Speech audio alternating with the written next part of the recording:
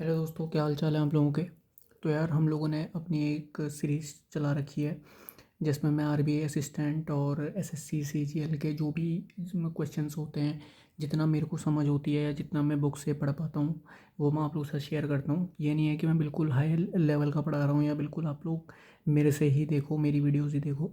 But हाँ, ये है कि जो बेसिक होता है, बेसिक कॉन्सेप्ट होता है, वो मैं हर एक क्वेश्चंस, हर एक एग्जाम्पल से उठा के हर एक चीज़ कर रहा हूँ।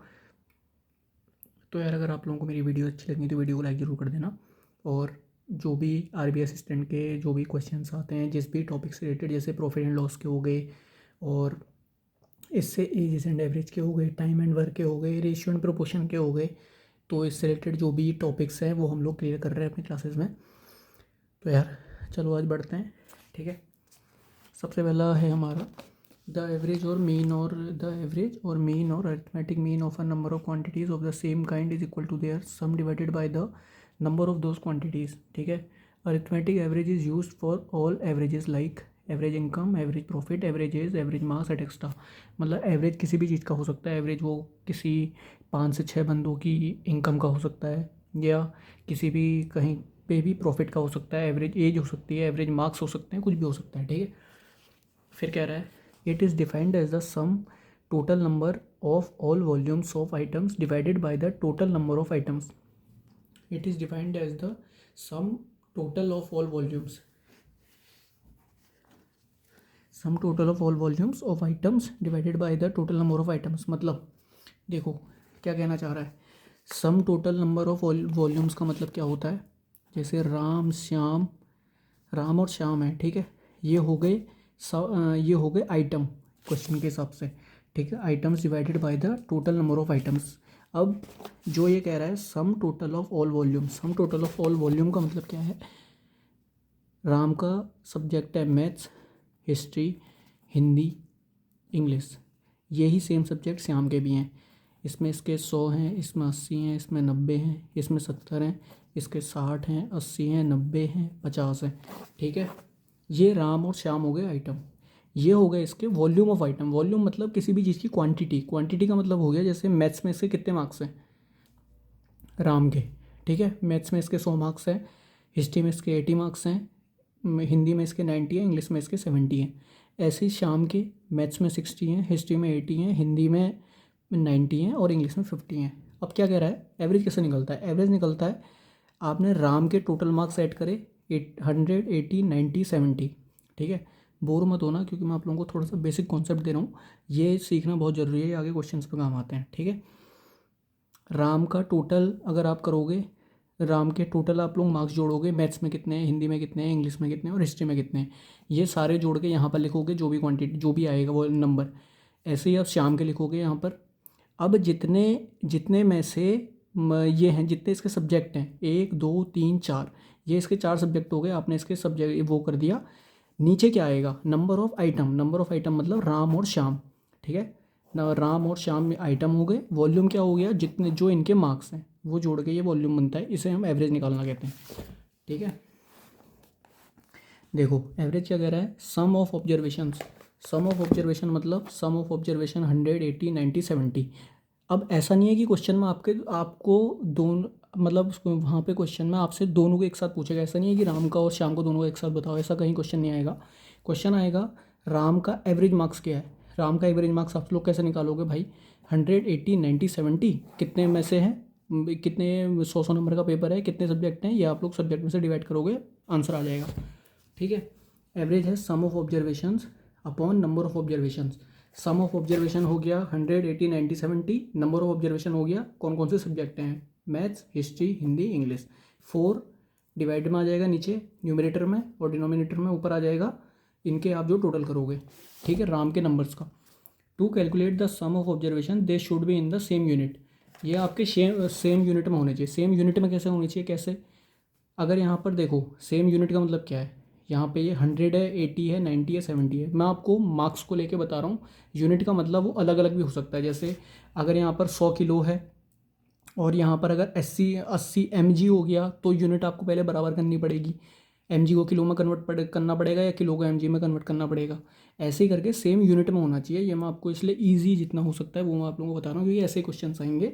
ये थोड़ा सा आप लोगों को समझाने के लिए बता रखा है, ठीक है। क्वेश्चन ऐसे ही मैथ से रिलेटेड टेबुलर फॉर्म में आएंगे। आपको एक कोई भी कंडीशनल आपको एक स्टेटमेंट दी होगी, उसमें आपको एवरेज निकालना होगा, ठीक है। अब यहाँ पे हमारे पास मार्क्स हैं। अब ये क्या कह रहा है, sum of observation upon number of observation हो गया। To calculate the sum of observation they should be in the same unit. They should be in the same unit मतलब यहाँ पर जैसे 100, 80, 90, 70 है। अगर यहाँ पर 100, 80 की जगह अगर यहाँ पर कुछ पॉइंट में होता 80.2 होता, फिर भी हम जोड़ लेते। अगर यहाँ पर 81/3 है, उसको कैसे निकालोगे? 80.2 तो चलो आप लोग एक बार के लिए जोड़ लोगे, चलो कोई बात नहीं, यार जोड़ लिया, आ जाएगा मीन, 0.2 भी आ जाएगा। 81/3 को आप लोग नहीं निकाल सकते हो। अगर यहाँ पर 81/3 होता तो ऐसे करके कोई भी अगर फ्रैक्शनल फॉर्म में है तो वहाँ पे फिर वैल्यू भी ऊपर नीचे हो जाएगी। इसलिए ये बोल रहा है कि एवरेज आपका एक सेम यूनिट में होना चाहिए, ठीक है। अब क्वेश्चन क्या कह रहा है, a man purchased 5 toys at the rate of 200 each. एक आदमी ने 5 खिलौने खरीदे 200 रुपये पर खिलौने के हिसाब, पर खिलौने की कीमत है 200 रुपये। ABCDE 5 खिलौने हो गए हमारे पास। अब ये कह रहा है हर एक की कीमत 200 रुपये है।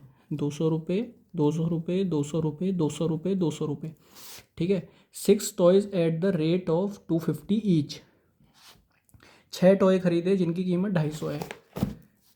ABCDE, अच्छा इनके नाम अलग अलग करने पड़ेंगे ना, अब टॉयज़ अलग आ गए। ABCDE तो 200 के हैं। फिर ये कह रहा है EFGHIJ, ये कह रहा है ये हैं 250, FGHIJK, ठीक है। 6 खिलौने इसके बाद 250 के हैं।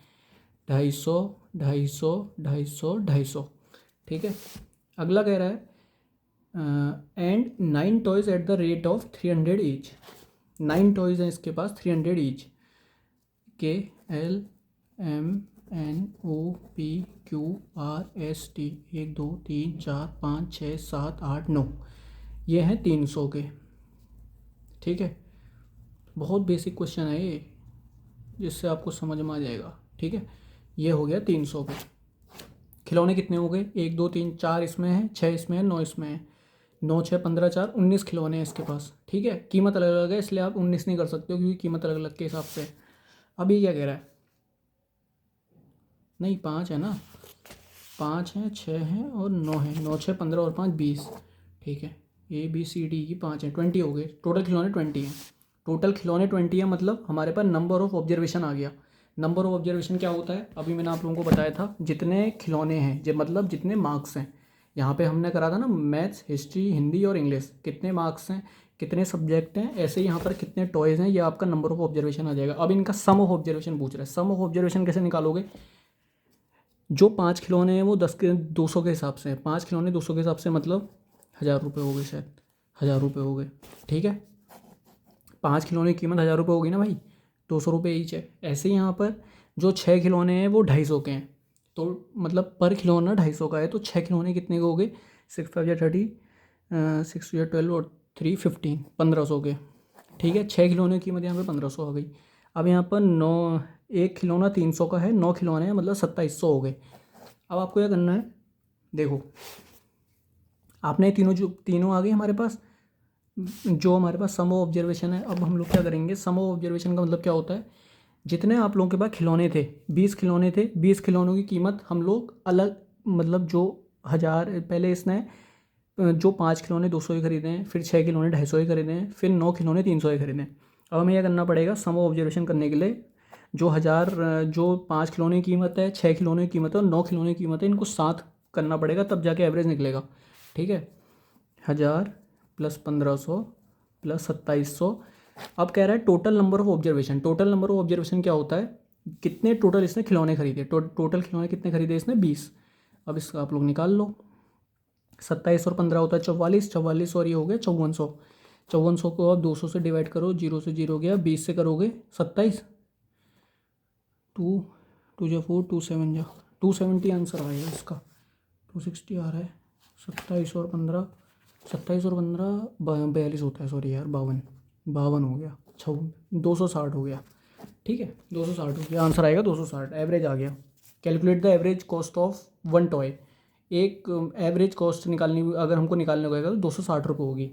अब भाई देखो, खिलौने तो ये अलग अलग खरीद के ले आया अपने पास, इसने घर में ढेर मचा दिया, 1000 रुपये का, 1500 रुपये का, 2700 रुपये का। अब भाई ये अलग अलग खरीद के लाया ना। अब ये अगर ये कोई इससे पूछेगा कि भाई एवरेज बता दे कि तेरे पास तूने जो 20 खिलौने खरीदे वो कितने खरीदे, एवरेज तो भाई ऐसे ही बता पाएगा अलग अलग निकाल के। जो ये 5 खिलौने 200 के लाया, 6 खिलौने 250 के लाया, 9 खिलौने 300 के लाया, पहले उनको कितने कितने खिलौने के लाया है उस हिसाब से इनको ऐड ऑन करेगा, फिर उसके बाद इनका एवरेज निकाल के एक एस्टिमेट अमाउंट बता देगा कि मेरे को एक खिलौना 260 का पड़ा है। ठीक है, एवरेज कॉस्ट अगर निकालने को आएगा तो ऐसे निकालते हैं। एवरेज कॉस्ट निकालने का एक ही फॉर्मूला है। सबसे पहले आप लोग सम ऑफ ऑब्जर्वेशन करो upon total number of observation करो, जितने आपके पास ऑब्जर्वेशन है। जैसे हमारे पास यहाँ पे 20 खिलौने थे, हमने 20 करे, अगर यहाँ पे 40 होते तो हम 40 करते। ठीक है, वो सिचुएशन और स्टेटमेंट के ऊपर डिपेंड करता है कि आपका क्वेश्चन का सॉल्यूशन क्या बनेगा। ठीक है, हमारे पास दूसरा क्वेश्चन क्या कह रहा है, in three numbers the first is twice, in three numbers the first is twice the second and thrice the third. The first is twice, the second and thrice the third. If the average of these three numbers is 44, then the first number is, let the three numbers be x, y and z. मान लिया कि हमने 3 number x, y, z थे। ठीक है, तो हमारे पास situation के हिसाब से क्या बन रहा है, in 3 numbers the first is twice x is equal to 2y। मेरे को लग रहा है क्वेश्चन में कुछ मिस तो नहीं है। The first is twice the second and thrice the third, मतलब सिचुएशन बन गई हमारी x is equal to 2y is equal to 3z। ठीक है, अब इनका ये किसने क्या ये कह रहा है कि तीनों नंबरों को इसने एवरेज दे रखा है। If the average of these 3 numbers is 44। हमारे पास सिचुएशन पहले जो स्टेटमेंट से सिचुएशन बनानी है वो उसके हिसाब से क्वेश्चन सॉल्व होगा। ठीक है, therefore x is equal to 2y is equal to 3z। सबसे पहले हमने यहाँ से y की वैल्यू निकाली, z की वैल्यू निकाली, इसे हमने एवरेज के फॉर्मूले में रखा क्योंकि हमें सम ऑफ ऑब्जर्वेशन निकालना है। अच्छा हम लोगों ने हमने इसको x को 2y के बराबर रखा, x को 3z के बराबर रखा, यहाँ से y और z की वैल्यू आ गई, फिर यहाँ से x की वैल्यू आ जाएगी, मतलब हमें एवरेज निकालना है ना x का, तो 72 आ गया। अच्छा, let the 3 numbers be x, y, z, therefore x is equal to 2y is equal to 3z। Question क्या कह रहा है, in 3 numbers the first is twice the second and thrice the third. अच्छा, क्वेश्चन क्या कह रहा है, the first is twice the second, the first is twice the second, मतलब x is equal to 2y। ठीक है, फिर कह रहा है एंड थ्राइस द थर्ड, मतलब x जो है वो 3 गुना है z का, x is equal to 3z। Situation बन जाएगी हमारी। ठीक है, the first is twice the second, मतलब यहाँ पे क्वेश्चन आधा खत्म हो गया हमारा। फिर दूसरी जो स्टेटमेंट बन रही है इसकी, एंड थ्राइस द थर्ड, मतलब x जो है हमारा x इज इक्वल टू 2 मतलब y का 2 गुना है, और फिर दूसरी स्टेटमेंट में कह रहा है जो x है हमारा वो z का 3 गुना है। इस हिसाब से हम लोगों ने y की वैल्यू निकाली, z की वैल्यू निकाली, x हमें दिया ही है, x के इक्वल रखेंगे, यहाँ से हमारा x की वैल्यू आ जाएगी 72। ठीक है, अगला एग्जाम्पल क्या है, the average of 5 consecutive odd numbers is 61। 5 consecutive odd numbers का जो एवरेज है वो 61 है। What is the difference between the highest and lowest numbers? What is the difference between the highest and lower numbers? भाई देखो, पहले मैं एक चीज़ ये बता दूँ, कॉन्जिक्यूटिव नंबर्स क्या होते हैं। कॉन्जिक्यूटिव नंबर्स होते हैं ये x के बाद x+2, x+4, x+6, x+8, मतलब इवन नंबर में चलेंगे ये। यहाँ पर कोई ना प्राइम नंबर आएगा, ना होल नंबर आएगा, ना यहाँ पे कोई ऑड नंबर आएगा। ठीक है, the average of 5 consecutive odd number. ठीक है, अब आप लोग देखो कैसे, यहाँ पे हमारे पास लेट द नंबर्स भी x आ गया, x, x+2, x+4, x+6 और x+8, average of 5 consecutive odd numbers. 5 consecutive odd numbers का रहना 5 हो गए हमारे पास, x आ गया, x+2 आ गया, x+4 आ गया, x+6 आ गया, x+8 आ गया। ठीक है भाई, इससे तो एवरेज निकल जाएगा, तो ईजी है। मतलब आप लोगों को कॉन्जिक्यूटिव नंबर क्या होते हैं पता होना चाहिए। कॉन्जिक्यूटिव नंबर हमारे पास कहीं भी कैसा, किसी भी लेवल का एग्जाम दे रहे हो, SSC लेवल का, RBI लेवल का, RRB लेवल का, कोई भी एग्जाम दे रहे हो ना भाई, कॉन्जिक्यूटिव नंबर क्या होते हैं, x, x+2, x+4, x+6, x+8, वो जहाँ तक का बोले, जितनों का एवरेज निकालने को बोले, चाहे 10 का निकालने को बोले, तो आप लोग इसको 2 की टेबल है वो 10 तक का करोगे, तब जाके एवरेज आएगा। ठीक है, अब हमको बोल रहा है कि 5 ही का निकालना है, तो 5 का निकालेंगे। ठीक है, सम ऑफ ऑब्जर्वेशन कर देंगे। सम ऑफ ऑब्जर्वेशन हमारे पास ये है क्योंकि इसने कह रखा है कि 5 कंसेक्यूटिव ऑड नंबर्स का हमें एवरेज निकालना है, और एवरेज हमें 61 के बराबर दे रखा है, तो यहाँ से एक्स की वैल्यू आ जाएगी, ये इसने कर रखा है। अब ये लास्ट में एक इसने और स्टेटमेंट डाल रखी है, what is the difference between the highest and lowest number. Highest और लोएस्ट नंबर का डिफरेंस, हाईएस्ट नंबर हमारे पास 57 है और लोएस्ट नंबर हमारे पास 8 है। एक्स इज इक्वल टू, यहाँ से पहले 57 आया था, so the required difference is equal to 57 plus 8 minus 57, 57 plus 8 plus 57 plus 8 हो गया हमारा एक्स प्लस 8। ठीक है, यहाँ से हमारी एक्स की वैल्यू आई थी -57, -57 मतलब एक्स हो गया। ठीक है, कॉन्जिक्यूटिव ऑड नंबर सबसे छोटा हमारे पास एक्स ही तो है। अगर यहाँ पे 6 तक का जाने को कहता तो यहाँ पे हमारा एक्स प्लस 10 आया था, तो एक्स प्लस 10 में हमारी हाईएस्ट वैल्यू क्या हो जाती है, एक्स प्लस 10। ठीक है, अब हमारे पास एक्स की वैल्यू यहाँ से आ गई, एक्स की वैल्यू 57 आ गई, तो हमारे पास जो लोएस्ट नंबर है हमारे पास एक्स का 57 आ जाएगा। अब ये कह रहा है कि हाईएस्ट नंबर क्या होगा, 57 में 8 जोड़ोगे और माइनस करोगे जो इसकी लोएस्ट वैल्यू है, लोएस्ट वैल्यू क्या है 57, आंसर आ जाएगा 8। ठीक है, मतलब क्वेश्चन क्या था, the average of 5 consecutive odd number is 61। इसे हमें 61 के इक्वल रखना था। पहले हमें कॉन्जिक्यूटिव नंबर्स क्या होते हैं पता होना चाहिए। ठीक है, यहाँ पे कुछ भी डाल सकता है, यहाँ पे प्राइम नंबर भी डाल सकता है। अगर यहाँ पे 5 प्राइम नंबर्स का कह दे या किसी और का बोल दे, इवन नंबर का डाल दे, तो ये सिचुएशन बदल जाएगी। ठीक है, क्वेश्चन के हिसाब से ध्यान रखना, इसलिए बोल रहा हूँ कॉन्जिक्यूटिव ऑड नंबर होते क्या हैं पहले वो देख लेना, कॉन्जिक्यूटिव नंबर किसे कहते हैं पहले वो देख लेना। ठीक है, what is the difference between the highest and lowest numbers. Highest and lowest number का निकाल लोगे, सबसे छोटा एक्स है, सबसे बड़ा आप लोग, क्योंकि भाई प्लस में चल रहा है ना, प्लस में चल रहा है, तो अगर यहाँ पर 6 का निकालने को बोलता, एक वैल्यू हमारे पास एक्स हो गई 1, x plus 2 2, x plus 4 3, x plus 6 4, x plus 8 5 हो गई। अगर ये बोलता कि 6 की निकालनी है तो यहाँ पर एक्स प्लस 10 हो जाता। ऑब्वियसली भाई अगर एक्स को हम लोग 2 मानते हैं, अगर हमारी यहाँ पर एक्स की वैल्यू फिर 57 होकर 2 आती, और अगर हम हमसे कहते हैं कि यहाँ पे हाईएस्ट वैल्यू निकालो, हाईएस्ट वैल्यू तो भाई एक्स प्लस 10 ही आती ना, एक्स प्लस 10 में यहाँ पे हम लोग 2 + 10 करते तो हमारे पास हाईएस्ट वैल्यू 12 होती। अब हाईएस्ट में से लोएस्ट को माइनस करना था, 12 - 2 करना था, 10 इसका आंसर होता। ठीक है, हमारे पास नेक्स्ट एक पॉइंट और है, average of a group consisting 2 different groups when the averages are known. Average of a group consisting 2 different groups when the averages are known. क्या सिचुएशन दे रहा है, let group A contains m quantities and their average is a,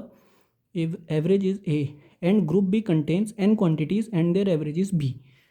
late group A contain m quantities, एक group A है हमारे पास, उसमें m quantities हैं और उसका एवरेज a है। ऐसे ही हमारे पास एक ग्रुप b है, उसमें n क्वांटिटीज़ हैं, उसका एवरेज b है। Then average of group C contains a + b quantity. अच्छा, a और b में कितनी क्वांटिटी है उससे इंटू करके हमारा एवरेज निकलेगा c का। अगर c का एवरेज निकालने को पूछेगा, अगले क्वेश्चन में यही है, अगला क्वेश्चन ऐसा ही है ना, इसने पहले सिचुएशन बता दी है। ये कह रहा है let group A contains m quantities. अब अगले क्वेश्चन, पहले क्वेश्चन ही देख ले रहे हैं, इससे हमें ईजी हो जाएगा समझने में। ठीक है, एग्जाम्पल क्या कह रहा है, there are 30 students in the class. 30 student, पहले भाई थोड़ा सा आँख कान नाक सब खोल के रखना कि भाई इसने पहले ही नंबर ऑफ ऑब्जर्वेशन दे दिया है हमको। ठीक है, हमें निकालना क्या है, sum of observation. Sum of observation निकालने के लिए हम लोग पहले स्टेटमेंट पढ़ेंगे, उससे सिचुएशन बनाएंगे, उससे निकलेगा हमारा sum of observation. Total number of observation इसने दे दिए हैं कि भाई 30 हैं, क्लास में जो बच्चे हैं वो 30 ही हैं। ठीक है, the average age of the first 10 students 12.5 year. पहले के भाई क्लास में स्टार्टिंग से रो से 10 बच्चे बैठे हैं, स्टार्टिंग से रो में जो 10 बच्चे बैठे हैं उनकी एवरेज एज कह रहा है कि 12.5 साल है। 10 बच्चों की एज 12.5 साल है। ठीक है, अगली सिचुएशन कह रहा है the average age of the next 20 students is 13.1 years. ठीक हो गया, क्लास में 30 बच्चे बैठे हैं, स्टार्टिंग के 10 बच्चों की एज का एवरेज 12.5 साल है, पर बच्चे की एज नहीं बताई है इसने। ठीक है, एवरेज बताई है, ध्यान से पढ़ना क्वेश्चन को। पहले स्टार्टिंग के 10 बच्चों की जो इसने एज बताई है एवरेज, वो बताई है कि भाई हम मान के चल रहे हैं कि एक बच्चे की एज 12.5 साल है। दूसरी सिचुएशन पे कह रहा है अगले जो 20 बच्चे हैं उनकी एज 13.1 ईयर है, 13.5 नहीं है, 13.1 ईयर है। अब ये पूछ रहा है the average age of the whole class. पूरी क्लास की जो हमारे पास एज होगी वो कितनी होगी। अब पूरी क्लास की, ठीक है भाई 30 तो बच्चे ही हैं, पहले के 10 की 12.5 साल है, दूसरे एक जो हमारे पास ग्रुप है उसकी 20 स्टूडेंट्स की 13.1 ईयर है। पहले थोड़ा सा देखो, थोड़ा सा टाइम लगेगा समझने में, लेकिन मैं आप लोगों को पहले समझाता हूँ क्या है। ऊपर इसने कहा था let group A contains m quantities and their average is a। ठीक है, इसको क्वेश्चन से समझो। ग्रुप ए का मतलब क्या है? ग्रुप ए का मतलब है 10 स्टूडेंट्स। 10 स्टूडेंट है ना भाई, ग्रुप ए हो गया हमारा 10 स्टूडेंट। उसमें कह रहा है कि M quantity, group A contain M quantities. M quantities में हमारे जो बच्चे हैं वो 10 आ गए, टोटल हमारे पास 30 हैं। एम आ जाएगा हमारा 10, एम आ जाएगा हमारा 10, ठीक है। फिर आ जाएगा हमारा and their average is a. अब यहाँ पर एवरेज तो भाई इसने क्या दे रखा, एवरेज में दिया क्या है वो देखना, क्वेश्चन भी देखना। क्वेश्चन खाली भाई खाली सोल्व मत करना, खाली में आंसर नहीं आते हैं, ठीक है। बोला क्या है, पहले सिचुएशन देखो, and their average is a. अब हमको यहाँ पे सिचुएशन दे दी कि उनकी एवरेज एज है। अगर यहाँ पर एवरेज प्रॉफिट भी हो सकता था, एवरेज इनकम भी हो सकती थी, कुछ भी हो सकता था, यहाँ पर एवरेज मार्क्स भी हो सकते थे। अभी मैंने ऊपर यहीं पे बताया था, एवरेज कुछ किसी भी चीज़ का हो सकता है, इनकम का हो सकता है, प्रॉफिट का हो सकता है, एज का हो सकता है, मार्क्स का हो सकता है, ठीक है। अब हमारे पास यहाँ पे कह रहा है 30 बच्चे हैं क्लास में, पहले 10 बच्चों की जो एज है, एवरेज एज 12.5 साल है। हम लोग उन 10 बच्चों की, जो 10 बच्चे हैं उनको 12.5 जो एज इसने एवरेज बता रखी है उससे इंटू कर देंगे, तो हमारे पास आंसर आ जाएगा 125 ईयर्स, ठीक है। टोटल एज आ जाएगी हमारी। अगली कह रहा है जो अगले जो 20 बच्चे हैं, ग्रुप बी है, उनका जो बच्चों का एवरेज एज है वो है 13.1। 13.1 को हम लोग 20 से इंटू करेंगे, 262 ईयर्स आ जाएगा। अब भाई इसको सीधे फॉर्मूले में रख दो। एवरेज निकालने का फॉर्मूला क्या होता है, sum of observation. Sum of observation हमारे पास आ गई, देखो ऑब्जर्वेशन ए है हमारे पास 125 ईयर्स, ऑब्जर्वेशन बी है हमारे पास 262 ईयर्स, ठीक है। इनको जोड़ो, सम ऑफ ऑब्जर्वेशन बना दो। नंबर ऑफ ऑब्जर्वेशन हमें ऑलरेडी दे रखा है 30 स्टूडेंट्स है, तो 12.9 ईयर्स का एवरेज बच्चे का जो क्लास में एज है वो आ जाएगी, ठीक है। ये क्वेश्चन भी हो गया। ऐसे क्वेश्चन आएंगे नहीं, ये खाली बेसिक क्लियर करने के लिए, ऐसे क्वेश्चन नहीं आएंगे। ये मत सोचना कि हाँ भाई ऐसे क्वेश्चन पढ़ के जा रहे हो, इतने इजी थोड़ी आते हैं वो पेपर में। ये तो एक टॉपिक समझने के लिए है कि अगर ऐसे सिचुएशन आ जाएगी तो क्या करोगे, ठीक है। ये नंबर ऑफ ऑब्जर्वेशन, फॉर्मूले मत रटना, फॉर्मूले रट के कुछ नहीं होगा। यहाँ पर नंबर ऑफ ऑब्जर्वेशन दे रखा है, नंबर ऑफ ऑब्जर्वेशन कुछ नहीं होता है, टोटल नंबर ऑफ ऑब्जर्वेशन होती है कि भाई टोटल नंबर ऑफ ऑब्जर्वेशन, जैसे इसने टोटल बच्चे बता रखे हैं क्लास में 30 हैं, ऐसे ही ये टोटल किसी भी चीज़ का टोटल मार्क्स दे सकता था, यहाँ पे टोटल प्रॉफिट दे सकता था। अलग अलग सिचुएशन है, अलग अलग क्वेश्चन बनेंगे, ठीक है। यहाँ पे हमारे पास 30 बच्चों का एवरेज एज आ गई 12.9 ईयर पर बच्चे की, ठीक है। ये क्वेश्चन भी हो गया। अगला एग्जाम्पल कह रहा है इसी पे बेस्ड है, the average age of students of a class is 15.8 year. अब इसने यहाँ पर हमको टोटल नंबर ऑफ ऑब्जर्वेशन नहीं बता रखा है अभी तक का। अब हम लोग आगे क्वेश्चन पढ़ेंगे फिर देखेंगे क्या है। The average age of students of a class is 15.8 years.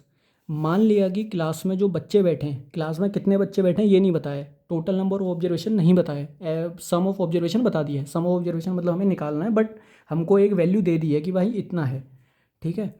Average age of students of a class is 15.8 years, ठीक है। अगली सिचुएशन क्या कह रहा है, the average age of boys in the class is 16.4 years.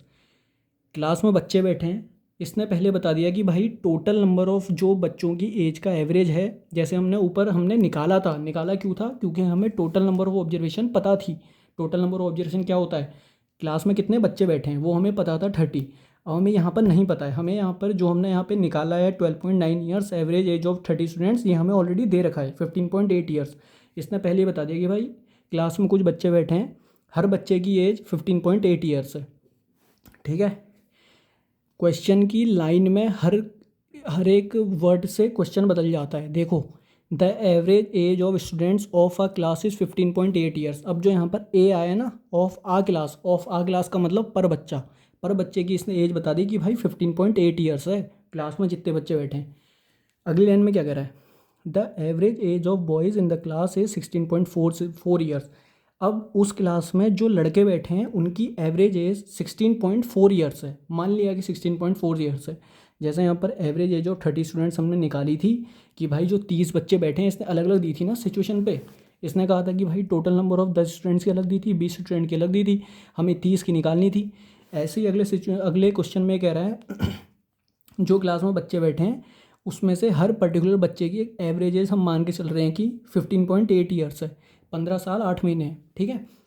अब ये कह रहा है उस क्लास में जो लड़के बैठे हैं उनकी एज है 16.4 ईयर्स। लड़कों की पर्टिकुलर जो हर एक एवरेज एज हम लोग मान के चल रहे हैं कि एक बच्चे की, एक लड़के की 16.4 ईयर्स होगी। And that of the girl is 15.4 year. लड़के की बता दी 16.4, लड़की की बता दी 15.4। अब क्वेश्चन अगला क्या कह रहा है, देखो इसी क्वेश्चन में 3 स्टेटमेंट बनी है। एक स्टेटमेंट है the average age of students of a class is 15.8 years, जो हमें यहाँ पे निकालना पड़ा था वो इसने पहले दे दिया है, लेकिन हमें टोटल नंबर ऑफ ऑब्जर्वेशन अभी तक का नहीं मिली है। ठीक है, अगली हमारे पास जो स्टेटमेंट बनी थी वो बनी थी कि एवरेज जो एज है लड़कों की वो है 16 साल 4 महीने और लड़कियों की है 15 साल 4 महीने। ठीक है, पूछ क्या रहा है, 3 सिचुएशन बन गई, पहली है, दूसरी है, तीसरी है। क्वेश्चन को हर एक उसमें डिवाइड करके लिख लेना पेपर में, तभी ईजी होगा, तभी पता चलेगा क्या कह रहा है क्वेश्चन। 30 सेकंड के अंदर एक क्वेश्चन सॉल्व करना होगा भाई, ऐसे ही होगा वरना नहीं होगा। ठीक है, लास्ट स्टेटमेंट क्या कह रहा है, the ratio of the number of boys to the number of girls in the class. अब देखो मैं कह रहा था ना यहाँ पे इसने टोटल नंबर ऑफ ऑब्जर्वेशन दे दी थी पहले क्वेश्चन में, ये देखो टोटल नंबर ऑफ ऑब्जर्वेशन दे दी थी इसने 30 स्टूडेंट्स से करके। अब क्या पूछ रहा है, क्लास में कितने लड़के और कितने लड़कियां हैं उनका रेशियो बताओ, टोटल नहीं पूछ रहा है, उनका रेशियो बताओ कह रहा है। अब एज दे रखी है, रेशियो निकालना पड़ेगा। सॉल्यूशन क्या कह रहा है, let the number of boys in a class be X. मान लिया कि क्लास में एक्स बच्चे हैं, क्योंकि हमें नहीं पता है कितने बच्चे हैं। जैसे ऊपर पता था कि भाई 30 बच्चे हैं, तो हमने 30 में से 10 स्टूडेंट निकाल दिए थे, 10 का अलग एवरेज निकाला था, 20 का अलग निकाला था, इसने दिया था, टोटल का हम लोगों ने निकाल लिया था। ठीक है, अब हमें यहाँ पर टोटल नहीं पता है, तो हम लोग कैसे करेंगे, let the number of boys in a class be X. मान लिया कि क्लास में एक्स बच्चे बैठे हैं, लड़के बैठे हैं, सॉरी एक्स लड़के बैठे हैं, और दूसरी स्टेटमेंट कह रहा है let the number of girls in a class be Y, और क्लास में जो लड़कियां बैठी हैं वो वाई बैठी हैं। अब कह रहा है sum of the ages of the boys. अब इसने यहाँ पर ऊपर बताया था the average age of a boys in the class be 16.4 years. अब यहाँ पर हम लोग रख देंगे लड़कों की एज 16.4, लड़कियों की एज 15.4। अब देखो क्वेश्चन में क्या करना है,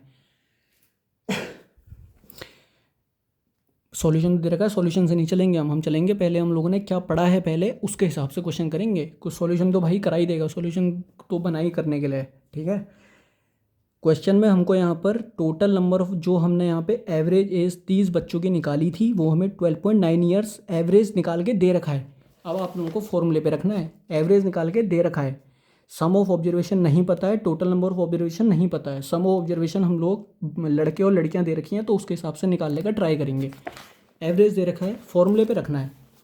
फॉर्मूले पे कैसे रख पाओगे, एवरेज दे रखा है तो एवरेज हमें 15.8 दे रखा है, लड़कों की कह रहा था कि 16.4 ईयर है लड़कों की, और लड़कियों की कह रहा था 15.4 ईयर है, और इसने टोटल एवरेज भी निकाल के हमको दे रखा है कि भाई 15.8 ईयर सारे बच्चों की मिला के है। अब हम लोग क्या करेंगे, लड़कों की और लड़कियों की जोड़ेंगे पहले, late the number of boys in a class, लड़कों की स्ट्रेंथ और लड़कियों की स्ट्रेंथ को हम लोग जोड़ के 15.8 ईयर्स जो एवरेज एज इसने दे रखी थी क्वेश्चन के हिसाब से उससे इंटू करेंगे। ठीक है, और उसके बाद फिर जो इसने लड़कों की अलग लड़कियों की अलग दी थी उन दोनों को बराबर रखेंगे स्टेटमेंट के हिसाब से, ऐसे ही सॉल्व होगा क्वेश्चन। ठीक है, अब हमारे पास x अपॉन वाई की वैल्यू आ गई 2/3, मतलब हमारे पास x बॉयज़ y हो गई गर्ल्स। ये हम लोग टोटल नहीं करेंगे, इसको टोटल करेंगे तो क्वेश्चन गलत हो जाएगा। ठीक है, अब हमारे पास रिक्वायर्ड रेशियो क्या आ गया 2:3, मतलब हमारे पास क्या पूछ रहा था, the ratio of the number of boys to the number of girls, मतलब लड़कों और लड़कियों का रेशियो पूछ रहा था। लड़के का रेशियो मतलब जो लड़कों की स्ट्रेंथ है वो 2 और लड़कियों की स्ट्रेंथ 3, 2:3 आंसर आ गया, बहुत ईजी था। अब एक इसने दूसरा मेथड भी दे रखा है, दूसरा मेथड क्या कह रहा है 16.4 लड़कों की है, 15.4 लड़कियों की है, 15.8 ओवरऑल है। तो इसने क्या कर रखा है 15.8 में से 15.4 को माइनस कर रखा है।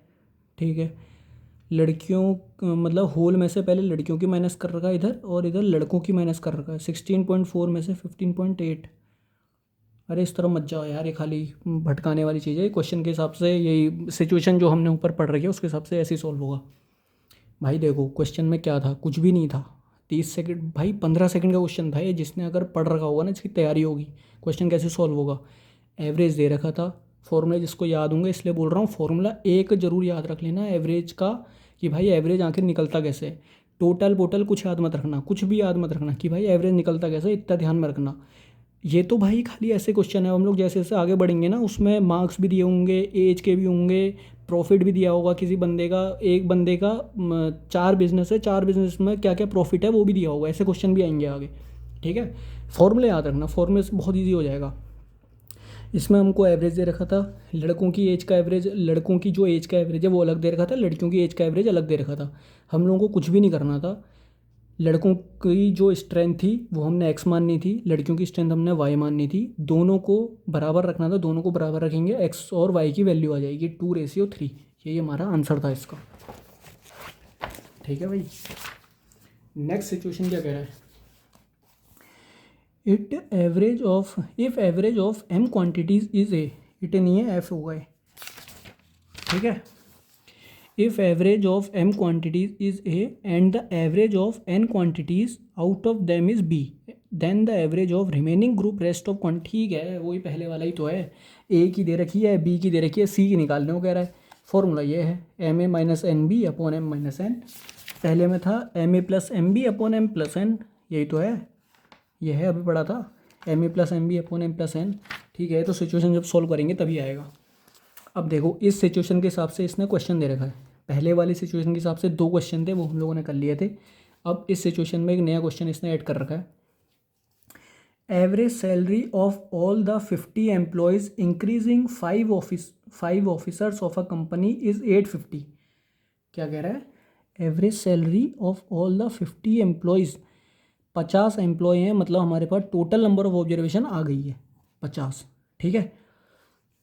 ये हम लोगों ने दिमाग में लेके चल रहे हैं, ये नहीं कि यहाँ इंटू बिंटू करने लग गए हो, इंटू इंटू मत करना, ये दिमाग में रखना कि भाई एवरेज सैलरी दे रखी है 50 एम्प्लॉय की। अब इसी में सिचुएशन चेंज हो रही है, ये दिया नहीं है अभी, इसी में आगे देखोगे आप सिचुएशन चेंज हो रही है स्टेटमेंट के हिसाब से। Average salary of all the 50 employees increasing 5 officers of a company, increasing 5 officers of a company is 850। मतलब जो 50 एम्प्लॉयज़ हैं उनमें से 5 ऑफिसरों की तनख्वाह बढ़ के 850 रुपये हो गई। If the average salary of the officers is, अच्छा भाई क्वेश्चन घुमा रखा है, कुछ नहीं कर रखा है, ठीक है। एक कंपनी है उसमें 50 बंदे काम कर रहे हैं, ठीक है, एक कंपनी में 50 बंदे काम कर रहे हैं, उसमें से 5 बंदों की सैलरी बढ़ा दी इनने 850 रुपये। Increasing 5 officers of a company is 850 रुपये, ठीक है। अगली स्टेटमेंट क्या कह रहा है, if the average salary of the officers is 2500। अगर जो ओवरऑल हमारी 50 बंदों की सैलरी है, अगर उसका एवरेज हमारे पास 2500 रुपये है, मतलब 50 एम्प्लॉय को पर बंदे को महीने का वेतनमान मिलता है 2500 रुपये। और इसमें से कह रहा है कि जो 50 एम्प्लॉयज़ थे उनमें से 5 बंदों की सैलरी बढ़ा के इसने 850 रुपये कर दी। हमारे पास एक्यूरेट सैलरी नहीं पता है अभी भी, ठीक है, हमें एवरेज पता है। अब क्या कह रहा है तीसरी स्टेटमेंट में, find the average salary of the remaining staff of the company. मतलब 50 में से 5 की तो सैलरी बढ़ा के इसने 850 कर दी, मतलब जो बेसिक पे है उसमें इसने कुछ स्टिपेंड बढ़ा के या कुछ भी इसने जो बोनस वोनस से बढ़ाना होगा उसमें से इसने 5 बंदों की सैलरी बढ़ा के 850 रुपये बढ़ा रखी है एक जने में, ठीक है। 5 बंदों की बढ़ाई है ऐसे। अब कितने बंदों की पूछ रहा है, 45 बंदों की, क्योंकि 5 की बढ़ा दी इसने 850 रुपये, अब निकालनी है 45 की। क्वेश्चन कैसे सॉल्व होगा, एम दे रखा है 50, एम दे रखा है 50, मतलब 50 एम्प्लॉयज़ हो गए। If the average of M quantities is A, भाई इसलिए बोल रहा हूँ फॉर्मूले लिख लेना, फॉर्मूले याद करना, बिना फॉर्मूले के क्वेश्चन करने बैठे हो कुछ भी नहीं आएगा वहाँ, ठीक है। एम 50 आ जाएगा क्वेश्चन के हिसाब से। इंक्रीज़ कितना कर रखा है, increasing 5 officers of a company, 5 बंदों की सैलरी बढ़ा रखी है, एन आ गया हमारे पास 50। M quantities is A, M quantities A, इसलिए भाई ध्यान से फॉर्मूलों को लिख लेना, ठीक है।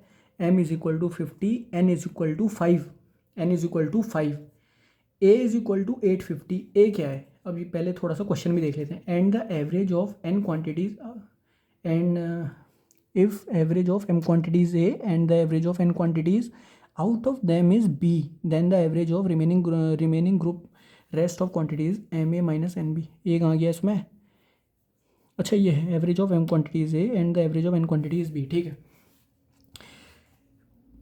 50 बंदे थे, 5 बंदों की सैलरी बढ़ी, निकालनी है 45 की। एवरेज है हमारे पास, जो इसने बढ़ाया है, जो इसने 5 बंदों की सैलरी बढ़ाई है वो कितने की, मतलब कितने रुपए बढ़ाई है, 850 रुपये। ए की वैल्यू 850 हो गई। एवरेज क्या रखा है, the average salary of the officers is 2500, तो बी की वैल्यू हमारे पास 2500 हो गई। भाई देखो पेपर में करने बैठोगे ना ऐसे question, find the average salary of the remaining staff, remaining देखते ही फॉर्मूले अपने पास पहले रफ पेपर में लिख लेना, तभी क्वेश्चन सॉल्व होगा। ठीक है, अब इस क्वेश्चन में और उस क्वेश्चन में फ़र्क क्या है वो भी देखेंगे अभी। पहले हम लोग इस क्वेश्चन को सॉल्व कर लेते हैं। देखो 50 एम्प्लॉयज़ थे, आप लोगों ने एम और एन को पहले साइड करके रख देना है। एम क्या है 50, अगर जहाँ मतलब जहाँ पर बंदों की बात हो रही है ना, जहाँ पर कि भाई राम श्याम घनश्याम जो भी हैं बंदों की बात हो रही है, वहाँ पे आप एम और एन को अलग रख देना। उसके बाद कितने रुपए की बात हो रही है, कितनी एज की बात हो रही है, कितने प्रॉफिट की बात हो रही है, वो आप लोग जब क्वेश्चन में स्टेटमेंट पढ़ोगे आगे उस हिसाब से रखना। ठीक है, अब हमारे पास यहाँ पे ए की वैल्यू 850 है, बी की वैल्यू 2500 है। कंफ्यूज मत हो ना कि ए क्या रखें, बी क्या रखें, एम क्या रखें, एन क्या रखें। एम आप लोगों ने जो टोटल इसे कहेगा 50 या 45 जो भी यहाँ पर वैल्यू कहेगा 50 आप लोगों ने यहाँ पे रखनी है। भाई ए बी सी डी जो आप लोग अल्फ़ाबेट पढ़ते हो, एम और एन, एम के बाद आता है ना एन, सबसे पहले एम मान लेना इसको, एन मान लेना 5 ऑफिसर्स को जो जितनों की निकालनी है, मतलब सॉरी जितनों का इसने वेतन बढ़ा रखा है उनको रख लेना। ए और बी जब भी क्वेश्चन देखोगे उसमें ए और बी को ये यहाँ पे रुपए कहेगा रुपए, एज कहेगा एज, प्रॉफिट कहेगा प्रॉफिट, उस हिसाब से रखना। लेकिन ए और बी हमेशा सिचुएशन की कंडीशन पर डिपेंड करेंगे, कंडीशन की एज में बढ़ी है, प्रॉफिट में बढ़ी है, इनकम में बढ़ी है, किस में बढ़ी है, ए और बी वो डिसाइड करते हैं। ठीक है, कंफ्यूज मत हो ना कि ए क्या रखें बी क्या रखें, ऐसा ही क्वेश्चन सॉल्व होगा। ठीक है, अब कुछ नहीं करना है, यहाँ से सीधे फॉर्मूले में रखो M A minus N B upon M minus N. इस फॉर्मूले और उस फॉर्मूले में फ़र्क क्या है वो देखते हैं पहले। ठीक है, तब हम लोगों को क्लियर होगा ज़्यादा। इस फॉर्मूले में इसने रिमेनिंग ग्रुप की मतलब रिमेनिंग ग्रुप की क्वांटिटी निकालने के लिए ये फॉर्मूला बताया। पहला फॉर्मूला क्या बताया इसने, पहला फॉर्मूला बताया था इसने, let group A contain M quantities and their average is A and group B contain N quantities and their average is B, then average of group C. अच्छा देखो क्या अंतर है उसमें और इसमें। अगर remaining staff, remaining age, remaining profit, remaining कुछ भी कहेगा, quantity, remaining group rest of quantity कह रहा है ना, क्वांटिटी में भाई कुछ भी आ सकता है। ठीक है, जहाँ पर रिमेनिंग क्वांटिटी निकालने का फॉर्मूला आएगा वहाँ पर M A minus N B upon M minus N रखना, ये फॉर्मूला होता है। और जहाँ पर एवरेज एज निकालने को कहेगा किसी तीसरे बंदे की इन द सेंस किसी अलग क्वांटिटी की, मतलब किसी तीसरी क्वांटिटी की जो क्वेश्चन में इन्वॉल्वड नहीं होगी, तभी तो निकलेगा ना भाई, तभी तो फॉर्मूला बना रखा है। यहाँ पर सी है, ऐसे मान के चलो, then average of group C ऐसे निकलेगा, M A plus M B upon M plus N, ये है फॉर्मूला एग्जैक्ट।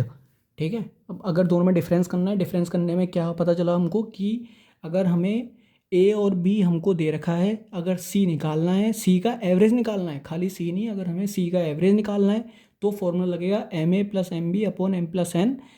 और अगर हमें सिचुएशन दे रखी है जिसमें हमें रिमेनिंग क्वांटिटी निकालनी है, मतलब बची हुई क्वांटिटी कितनी है, देखो पहले वाले क्वेश्चन में किसी सी बंदे की क्वांटिटी निकालनी है, सी बंदे की क्वांटिटी निकालनी है, और दूसरी सिचुएशन में कह रहा है कि मतलब जो ए और बी हैं, जो हमें ए और बी दे रखा है, इसमें से रिमेनिंग और हमारे पास कितनी क्वांटिटी रह गई, उसमें ये फॉर्मूला लगेगा। रिमेनिंग में भाई ऑलरेडी इतना दिमाग लगा लेना कि माइनस वाला ही लगेगा।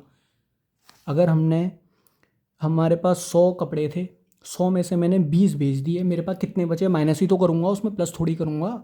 तो इतना दिमाग वहाँ पे खोल के चलना दिमाग को। ठीक है, 100 कपड़े थे, 20 निकाल दिए, कितने बचे, 80 तो बचेंगे। ऐसे ही रिमेनिंग में हमेशा माइनस ही आएगा, रिमेनिंग में प्लस मत करना, वैल्यू चेंज हो जाएगी, ख़राब हो जाएगा question.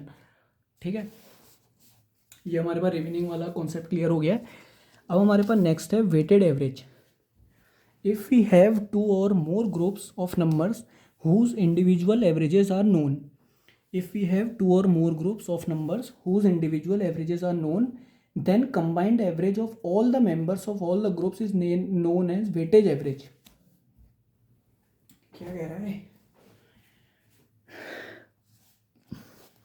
If we have 2 or more groups of members, अगर हमारे पास 2 या 2 से ज़्यादा ग्रुप के मेंबर्स होते हैं, whose individual averages are known, जिनका हमें इंडिविजुअल का एवरेज पता है, वो एवरेज एज भी हो सकती है, एवरेज प्रॉफिट भी हो सकता है, वो एवरेज कुछ भी हो सकता है। ठीक है, then combined average of all the members of all the groups is known as weightage average. Then combined average, अच्छा अगर हमें हमारे पास 2 या 2 से ज़्यादा ग्रुप हैं और हमारे पास पर्टिकुलर बंदे की हमें एवरेज पता है, वो एवरेज एज हो सकती है, एवरेज प्रॉफिट हो सकता है, अगर हमें वो पता है तो हम लोग then combined average of all the members, उनकी जो एवरेज है वो एवरेज एज एवरेज प्रॉफिट उसे जोड़ के कंबाइन करके उसे हम लोग वेटेज एवरेज बोलते हैं। वेटेज एवरेज क्या होता है वो बता रखा है, मतलब पेपर में क्वेश्चन आएगा, डेफिनेशन थोड़ी आएगी, पढ़ लेते हैं हम लोग फिर भी समझने के लिए। दस if there are a K groups having members of number N, N1 N2 N3 Nk तक, with average A1 A2 A3 Ak तक respectively, the weightage average is equal to N1 A1 plus N2 A2 plus N3 A3। ठीक है, अपनी situation समझा रखी है इसने, अगले में हमारे यहाँ पे यूज़ हो रहा है क्योंकि ये ठीक है। The average monthly expenditure of a family was 2200। Average monthly expenditure of a family, किसी परिवार का महीने का खर्चा 2200 रुपये। एवरेज एवरेज निकाल के चल रहे हैं, एग्जैक्ट नहीं पता है, एग्जैक्ट जहाँ पर नहीं पता होता है एवरेज ही निकलता है। The average monthly expenditure of a family was 2200 rupees during the first 3 months, 2250 during the next 4 months, 3120 during the last 5 months of a year. क्या 3120 during the last 5 years, 5 months of a year, 3 महीने का ये दे रखा है, 4 महीने का ये दे रखा है, during the last 5 months of a year. अच्छा ठीक है, एक परिवार का मंथली खर्चा 2200 रुपये है एवरेज, एग्जैक्ट नहीं पता है। अब ये कह रहा है लास्ट के 3 महीने में, जो लास्ट के 3 महीने गए हैं उसमें उस परिवार का खर्चा 2200 रुपये हो गया है। Expenditure of a family was 2200। अच्छा ये सिचुएशन अलग है, ये अलग है, ठीक है ठीक है।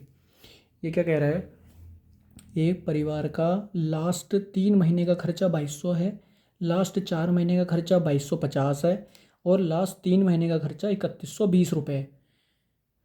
एवरेज मंथली एक्सपेंडिचर ऑफ 3 महीने का ये 4 3 7, 7 और 5 12, ये तो महीना ही हो गया, मतलब साल ही हो गया। ठीक है चलो हम लोग इसको स्टार्टिंग से मान के चलते हैं। फर्स्ट जो 3 महीने गए, जनवरी फरवरी मार्च का महीना, किसी परिवार का खर्चा एवरेज खर्चा 2200 रुपये था, ठीक है। और फिर अगले 4 महीने का खर्चा, जनवरी फरवरी मार्च के बाद के 4 महीने का खर्चा 2250 रुपये हो गया। फिर आप लोग अगले 5 महीने का खर्चा देख रहे हो तो 3120 रुपये हो गया। अगली स्टेटमेंट क्या कह रहा है, if the total saving during the year वर 1260 रुपये, खर्चे वर्चे सब करके किसी परिवार का साल भर का जो उनने अपने पास जमा पूंजी सेविंग जोड़ी, वो जोड़ी 1260 रुपये की। Then the average monthly income was, उनकी मंथली आय क्या थी, खर्चा इन्होंने बता दिया, सेविंग बता दी, आय कैसे निकलेगी, टोटल एनुअल इनकम कैसे निकलेगी, ऊपर फॉर्मूले से ही निकलेगी ये, ठीक है, फॉर्मूले के हिसाब से ही निकलेगी। यार क्या हो रहा है, ठीक है अब देखते हैं फॉर्मूले। ये यहाँ पे ब्लर क्यों जा रही है चीज़,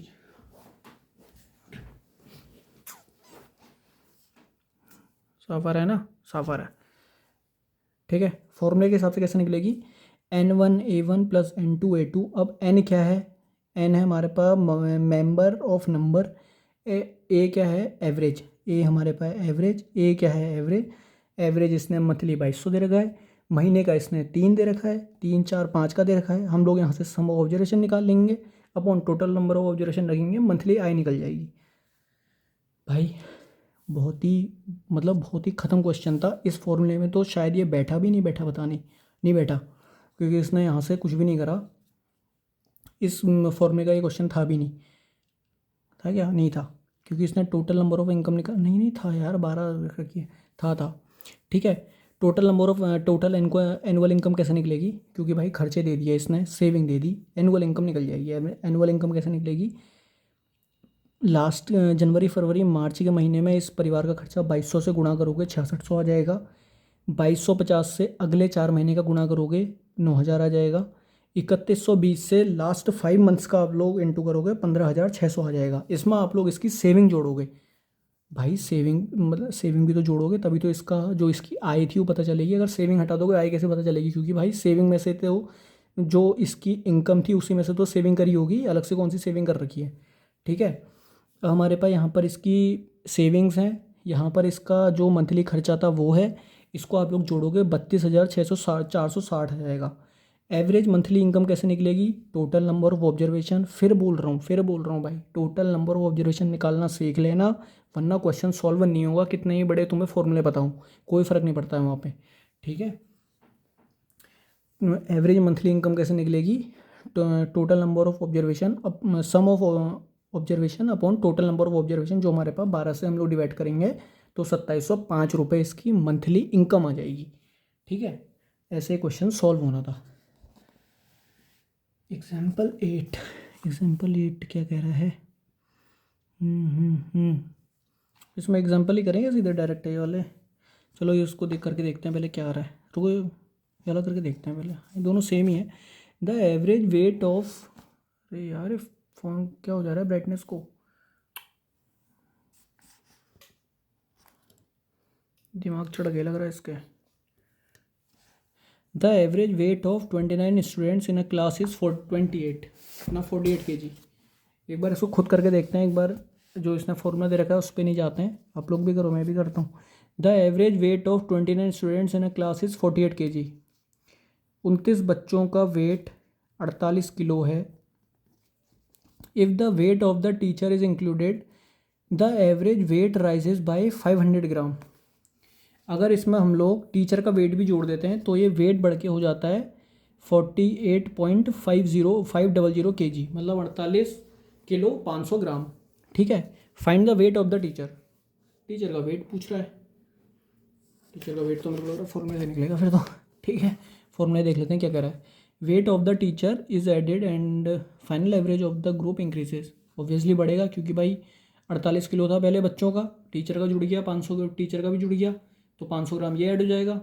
the teacher included the average weight rises by, अच्छा हमें टीचर का पता नहीं है अभी, तो हमारे पास जो एवरेज वेट बढ़ा है वो 500 ग्राम बढ़ा है। ठीक है, ठीक है। चेंज इन एवरेज भी पॉजिटिव, पॉजिटिव ही होगा ऑब्वियसली है भाई, बढ़ रहा है ना, घट थोड़ी रहा है। तो sum of the quantities added is equal to change in number of quantities, change in number of quantities is into original average, change in number of quantities into original average plus change in average into final number of quantities. मतलब change in number of quantities, मतलब change in number of quantities का मतलब एक ही teacher का निकालना है ना wait हमें, टीचर का ही तो वेट, जब हम लोगों ने जब तक का 29 बच्चों का एवरेज हमें वेट पता था तब तक का तो 48 किलो था एवरेज 29 बच्चों का। जैसे ही हमने इसमें टीचर का वेट ऐड करा तो हमारे पास चेंज किस में आया? टीचर की एज डालने के बाद, टीचर की एज डालने के बाद जो बच्चों का वेट था उसमें फ्लक्चुएशन आ गया। तो हम लोग फॉर्मूले के हिसाब से change in number of quantities, मतलब नंबर ऑफ क्वांटिटीज़ एक, क्योंकि यहाँ पे सिर्फ टीचर कह रखा है, अगर यहाँ पर बच्चे भी कहा होता तो नंबर ऑफ क्वांटिटीज़ चेंज होकर 2 हो जाती। ठीक है, change in number of quantities 1 into original average, original average हमारे पास 48 kg दे रखा है, plus change in average, change in average कितने का आया?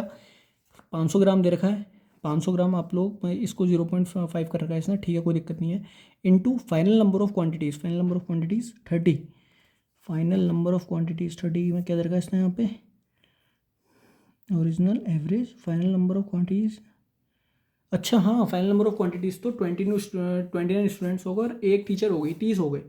ठीक है, 0.50 इंटू 30, 500 ग्राम को इसने किलो में बदलने के लिए 0.5 वो कर दिया, चेंज कर दिया। ये मत सोचना कि ये कैसे आ गया, क्योंकि यहाँ पे इसने ग्राम में दे रखा है। अभी हम लोगों ने पीछे फैक्ट पढ़ा था, एवरेज कभी भी सेम यूनिट का निकलता है, अलग अलग यूनिट का नहीं निकलता। मैंने पहले ही बताया था, अगर किलोग्राम, ग्राम, मीटर, सेंटीमीटर ऐसे करके अगर अलग अलग क्वेश्चन में दिया होगा तो आप लोगों को मीटर को किलोमीटर बनाना पड़ेगा, ग्राम को किलोग्राम बनाना पड़ेगा। ठीक है, यही इसने कर रखा है। चेंज इन नंबर ऑफ, ऐसे वाले क्वेश्चन को सॉल्व कैसे करते हैं पहले वो देख लो भाई, एग्जाम तो छोड़ो होता रहेगा। The average weight of 29 students in a class is 48 kg।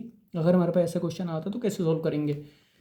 29 बच्चों का एवरेज वेट हमारे पास 48 किलो है, उस एज में, उस एवरेज में अगर टीचर को भी इंक्लूड कर दें तो जो वेट है वो बढ़ के 500 ग्राम हो जाता है, मतलब 500 ग्राम बढ़ जाता है ओरिजिनल वेट में। तो find the weight of teacher पूछ रहा है, टीचर का वेट भी निकालना है।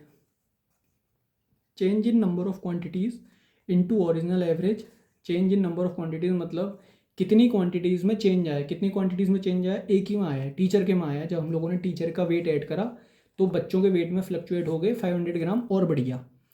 ठीक है, change in number of quantities into original average. Original average 48 kg जो दे रखा है, प्लस करेंगे इसमें चेंज इन एवरेज, कितने एवरेज का चेंज आया 500 ग्राम का, 500 ग्राम को आप लोग चेंज करोगे 0.5 हो जाएगा, into total number of quantity, final number of quantities. Final number of quantities मतलब 29 बच्चे हो गए, एक टीचर हो गई, 0.5 इंटू 30 मिला के टीचर का वेट आ जाएगा 63 kg। ये हमारे पास सॉल्यूशन हो गया इसका। ठीक है भाई, रट्टा मत मारना, समझ के चलना तभी आएगा। ठीक है, weight of teacher is equal to 63 kg आ गया। ठीक हो गया। अगला ही ऐसा क्वेश्चन क्या कह रहा है, इसको खुद सॉल्व करके देखेंगे तभी समझ में आएगा। क्वेश्चन तो ऐसा ही है, the average age of 40 students in a class is 15 years. The average age of 40 students in a class is 15 years. Average age हमारे पास 40 बच्चों का 15 साल है। When 10 new students are admitted, 10 नए बच्चे और एडमिट हो जाते हैं मतलब क्लास में। पहले 40 थे, फिर हो गए 10 और ऐड करके 50 पे। हम इसको 50 नहीं करेंगे, 10 ही करेंगे, जो फ्लक्चुएट आया है वो 10 का है। ठीक है, the average as is increased by 0.2 years, find the average age of the new students. पहले जैसा क्वेश्चन हो गया। अब देखो पहले और इस क्वेश्चन में क्या अंतर है।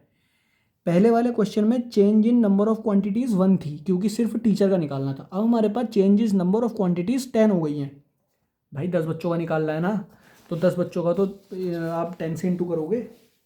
पहले वाले में हमारे पास एक थी, सिर्फ टीचर का निकालना था, अब 10 बच्चों का निकालना है। फॉर्मूले पे रखो, change in number of quantities 10 into original average क्या दे रखा है 15 साल, 10 इंटू 15 प्लस क्या करेंगे चेंज इन एवरेज, कितने का चेंज आया। मैंने आपको पहले ही बोला है, एवरेज कभी भी या वो प्रॉफिट कितना हुआ है उसमें आ सकता है, लॉस कितना हुआ है उसमें आ सकता है, एज में आ सकता है, और एक आध चीज़ और बताई थी, हाँ मास में आ सकता है, किसी भी चीज़ में आ सकता है भाई। एवरेज किसी भी चीज़ का निकालने को आ सकता है। ये मत सोचना कि खाली एज के क्वेश्चन चल रहे हैं तो एज का ही आएगा, ऐसा नहीं होता है। ठीक है, अब यहाँ पर हमने देखा ना किलो में आया, ये वेट किलो में आया ना, इसलिए एवरेज किसी भी चीज़ का निकालने को आ सकता है पेपर में। एक बुद्धि से मत जाना वहाँ पे। ठीक है, change in number of quantities into original average. Change in number of quantities हमारे पास 10 थी, ठीक है, इनटू ओरिजिनल एवरेज हमारे पास 15। चेंज इन एवरेज 0.2 ईयर्स, 0.2 गए इससे तो चेंज हुआ, into final number of quantities कितनी हो गई 50। पहले 40 थी, अब 10 हो गई, इनटू 50 कर देंगे। इसको जोड़ लो, 15 इंटू 10 हो गया 150, प्लस 50 इंटू 0.2 हो गया हमारे पास 50 इंटू 0.2 0.2 0 5 to 10 इंटू 0 0 0 10 ही तो हुआ 10, तो हमारे पास 160 आ गया आंसर। 160 kg आया। ठीक है, average age of the new student, average age निकालनी है। अभी हमारे पास सम ऑफ वेट आया, हाँ 160 किलो आ गया। ठीक है, क्योंकि हमारे पास सम ऑफ क्वांटिटीज़ का फॉर्मूला है ना। अब हमारे पास एज कैसे निकलेगी, average age of new students is equal to जो हमारे पास नया एज आया है और कितने बच्चों का निकाला है। जो हमारे पास 160 किलो हमने वेट निकाला है, नए बच्चों का मिला करके जो हमारे पास वेट निकल के आया है। भाई देखो ऊपर वाले और नीचे वाले क्वेश्चन में फ़र्क क्या है। ऊपर वाले क्वेश्चन में find the weight of the teacher पूछा था, वेट में फ़र्क आया था। वेट निकालने का फॉर्मूला ऊपर वाला क्वेश्चन क्यों हमारा इजीली सॉल्व हो गया था, क्योंकि इसने सम ऑफ क्वांटिटीज़ का फॉर्मूला हमको पहले से बता रखा था। ठीक है, अगले वाले क्वेश्चन में भी फॉर्मूला रहेगा सेम ही, सिर्फ हमको क्या निकालना है, एवरेज निकालनी है एज का। अगर यहाँ पर एवरेज बच्चों का वेट का होता तो यहाँ पर निकल जाता इजीली, क्योंकि यहाँ पे हमें 15 साल की जगह यहाँ पर जैसे 48 किलो दे रखा था, यहाँ पे हमारे पास कोई किलो में वैल्यू होती। ठीक है, तो हमें आगे सॉल्व करने की ज़रूरत नहीं पड़ती। हमारे पास क्या कह रहा है, पेपर में ऑप्शन में 160 kg भी आंसर होगा। कुछ महानुभाव बच्चे क्या करेंगे 160 kg में टिक लगा के आ जाएंगे, आंसर हो जाएगा गलत। क्यों, क्योंकि क्वेश्चन निकालना है एवरेज किसका निकालना है, एज का। ऊपर निकालना था वेट टीचर का, क्योंकि हमें वेट में जो स्टेटमेंट में हर एक वैल्यू दे रखी थी वो वेट में दे रखी थी। 48 किलो वेट में थी ना भाई। ऐसे यहाँ पर अब एवरेज एज कैसे निकलेगी बच्चे की, ये हमारे पास जो फॉर्मूला है, जो हम लोग अभी तक का फॉर्मूला पढ़ रहे हैं क्वांटिटी वाला, वो सिर्फ सम ऑफ द क्वांटिटी है। वो वेट हो सकता है, वो एवरेज हो सकता है, किसी भी चीज़ का ये सम है। अब हमारे पास एवरेज निकालना है 10 नए बच्चों का। Find the average age of the new students. Average age कैसे निकलेगा, average age of 10 new students is equal to जितना बच्चों का वेट है उसमें से आप लोग कितने बच्चों का निकालना है, 160/10 करोगे, एवरेज एज आ जाएगी बच्चों की 16 साल। ठीक है, ये हमारे पास क्वेश्चन सॉल्व हो गए। अब यहाँ पर से कुछ फॉर्मूला है, हम ये फॉर्मूलों को रटेंगे नहीं, हम ये फॉर्मूलों को क्वेश्चन में अप्लाई करेंगे तभी हमारे समझ में आएगा। ठीक है, एक आध देख लेते हैं formula. The average of first N natural number is n+1/2। The average of first N natural number, भाई ये तो फॉर्मूला ही है, ये तो ऐसे ही क्वेश्चन आएगा सेम टू सेम, ऐसे ही ये सॉल्व होगा। फर्स्ट एन नेचुरल नंबर का जो एवरेज होता है वो n+1/2 होता है। रट लेना, रट, ठीक है, रटना ही पड़ेगा, कोई और सॉल्यूशन नहीं है। The average of square of natural numbers till n, the average of square of n natural number, N natural number का एवरेज स्क्वायर का फॉर्मूला एन तक का अगर हमें निकालने को कहेगा तो n+1 इंटू 2n+1/6 है फॉर्मूला। ठीक है, the average of cubes of N natural numbers n into n+1 का होल स्क्वायर अपॉन 4। ठीक है, the average of odd numbers from 1 to n is last odd number +1/2। यार फॉर्मूले अभी हम लोग सोल्व करेंगे ना क्वेश्चन, ये तभी आएगा। चलो अगला, इसमें यहाँ पे क्वेश्चन दे रखा है, इफ़ अ पर्सन और अ मोटर। अच्छा हाँ भाई, एक चीज़ और याद रखना, अभी तक का तो हम लोग सीधे सीधे एवरेज फॉर्मूले रट रट के निकाल लेंगे। ये स्पीड वाले क्वेश्चन भी आते हैं पेपर में, स्पीड वाले क्वेश्चन का इसने एक ट्रिक दे रखी है, वो याद रखना, वो देख लेना यहाँ पे। इफ़ अ पर्सन और a motor car moves 3 equal distances at the speed of, if a person और a motor car covers 3 equal distances, एक आदमी और एक car 3 equal distance x kilometre प्रति घंटे की रफ्तार से, y किलोमीटर प्रति घंटे की रफ्तार से, z किलोमीटर प्रति घंटे की रफ्तार से कवर करते हैं, then for the entire journey average speed of the person और motor car is 3xzy/xy+yz+zx whole का किलोमीटर पर आवर। ये हमारे पास फॉर्मूला रहता है निकालने का। ठीक है, चलो निकाल के देख लेते हैं, क्वेश्चन सॉल्व हो जाएगा इसी बहाने। ठीक है, इफ़ अ पर्सन और a motor car covers 3 equal distances at the speed of x kilometre per our, y kilometre per our, z kilometre per our respectively, एक आदमी और एक कार, क्या आदमी कार में तो बैठा होगा। इफ़ अ पर्सन और a motor car covers 3 equal distance, एक आदमी अपनी कार से 3 इक्वल डिस्टेंसेस को कवर करता है, 3 इक्वल डिस्टेंसेस को इतने इतने प्रति घंटे के हिसाब से कवर करता है, तो इसका फॉर्मूला क्या होगा, एंटायर उसकी टोटल जर्नी का निकालने का फॉर्मूला क्या होगा, 3xyz, 3xzy कर रखा है, 3xyz करना है इसको, ईजी होगा, 3xyz/xy+yz+zx होल का किलोमीटर पर आवर इसका फॉर्मूला है। ठीक है, क्वेश्चन दे रखा है, a train covers the first 160 kilometre at a speed of 120 kilometre per our. A train covers the, एक ट्रेन है वो 160 किलोमीटर की डिस्टेंस 120 किलोमीटर प्रति घंटे के हिसाब से कवर करती है। मतलब उस ट्रेन का जो कांटा है, जो स्पीडोमीटर में जो स्पीड उसकी दिखा रहा है वो 120 किलोमीटर प्रति घंटे की रफ्तार दिखा रहा है, जो कि वो 160 किलोमीटर कवर करती है इस रफ्तार से। ठीक है, अनदर 160 किलोमीटर एट 140 किलोमीटर प्रति घंटे की रफ्तार से। पहली सिचुएशन में कह रहा है एक ट्रेन है 160 किलोमीटर जाती है लेकिन कवर 120 किलोमीटर प्रति घंटे की रफ्तार से उस स्पीड में चलती है, डिस्टेंस कवर करती है 160 किलोमीटर।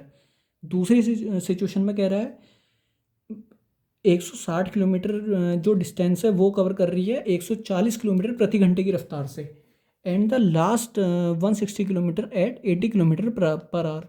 वही है, ऊपर की सिचुएशन पे फॉर्मूला रखना है, हमने फॉर्मूले पे वैल्यू रखनी है, sorry. Find the average speed of the train for the entire journey, निकल जाएगी। Average speed is equal to 3 into XYZ क्या होता है, अभी बताया था, XYZ प्रति घंटे की रफ्तारें होती हैं। प्रति घंटे की रफ्तारें क्या है, 120 kilometre per hour, 140 kilometre per hour, 80 kilometre per hour. Upon X Y plus Y Z plus Z X. X Y Z पता ही है, वो फॉर्मूले में रखना, आंसर आ जाएगा। ठीक है, ये हमारे पास फॉर्मूला हो गया।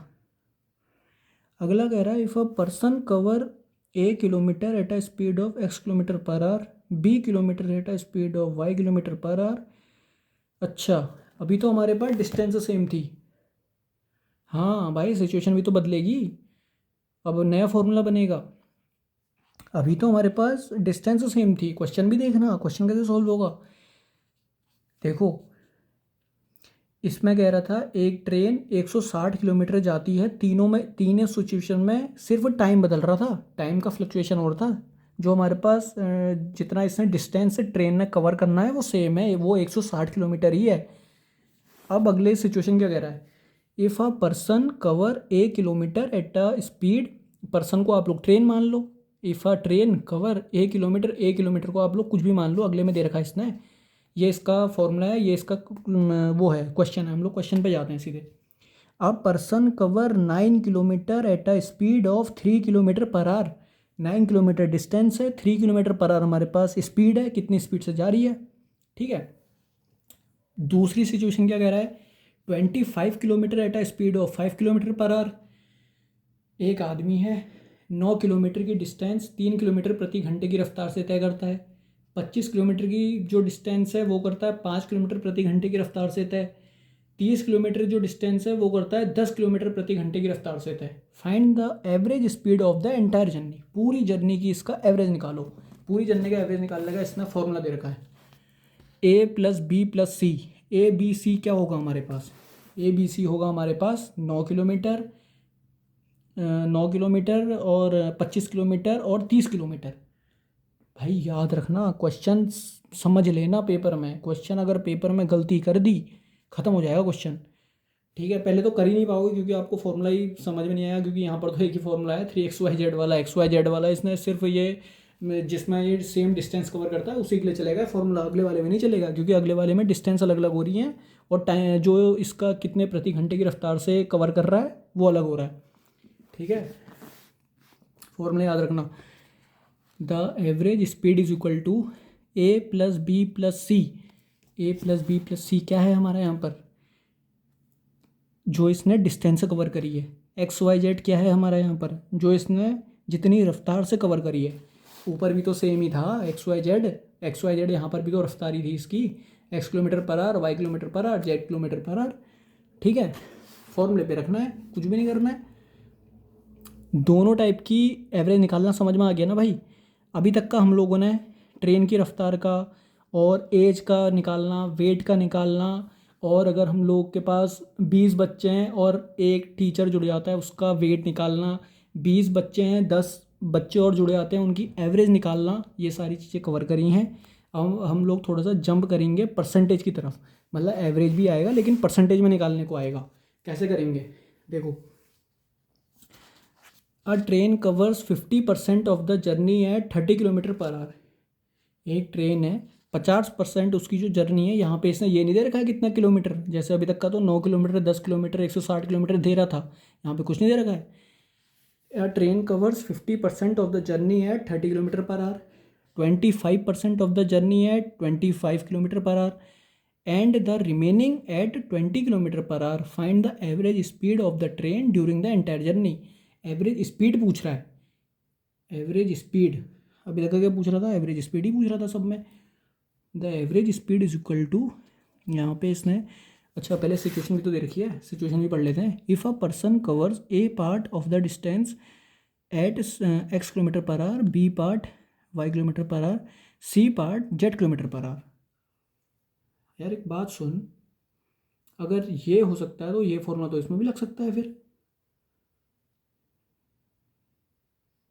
भाई यहाँ परसेंटेज दे रखा है, इसको अगर मैं 1 मान के चलूँगा लेकिन होगा नहीं है, क्योंकि ये परसेंटेज में ही लगेगा शायद ना। ये पार्ट, हाँ पार्ट, पार्ट यार, पार्ट मतलब समझा यार। ठीक है ठीक है ठीक है, सही है। पार्ट मतलब क्या, क्वेश्चन का जो सेंस है कहने का क्या है, ए पर्सन कवर 9 किलोमीटर कह रहा था अभी तक का, अगर हम लोग 9 किलोमीटर का 50% निकालते हैं तो वो उसका फॉर्मूला दे रखा है इसने कि तब ये सिचुएशन लगेगी। ठीक है, वो अपनी जगह सही है, ये क्वेश्चन, ये ट्रिक अपनी जगह सही है। A train covers 50% of the journey, 50% of the journey मतलब वो ऑफ की जगह क्या है वो हमें नहीं पता है, ठीक है। इसलिए ये कह रहा है अगर ऐसी सिचुएशन आएगी तो आप लोग 1 मान लेना, 1 क्या मान लेना, 100 मान लेना, 1 की जगह 100 ही तो मानोगे भाई। 1 किलोमीटर प्रति घंटा कोई रफ्तार थोड़ी होगी, जब इतना आप लोग 25 किलोमीटर पर आवर जा रहे हो, 30 किलोमीटर पर आवर जा रहे हो, तो आप लोगों को क्या करना है, 100 मान के चलना है। 100 अपॉन एक्स, ए क्या है 50%, बी क्या है 25%, सी क्या है, बी सी कहाँ गया 25% ऑफ द ये एंड द रिमेनिंग 20%। इसको हमने 25 ही मान लिया, 25 भाई जब हमारे पास एक 50% है, दूसरा 25% आ गया, 50 और 25 75 हो गया, अगला कितना होगा 25 ही तो होगा, सी को 25 मान लो। हेयर ये आ गया, ए 50, बी 25, सी 25, आंसर सॉल्व हो जाएगा, एवरेज स्पीड।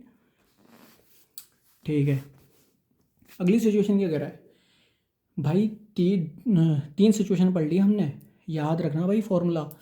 पहली सिचुएशन क्या थी, अगर सेम डिस्टेंस है और स्पीड अलग अलग है तो फॉर्मूला क्या होगा, 3xyz upon xy plus yz plus zx। बिना देखे याद करना तभी याद होगा, मैं भी बिना देखे ही बोल रहा हूँ, इसलिए बोल रहा हूँ कि बिना देखे याद करना, ठीक है। अगर हमारे पास डिस्टेंस सेम है और जो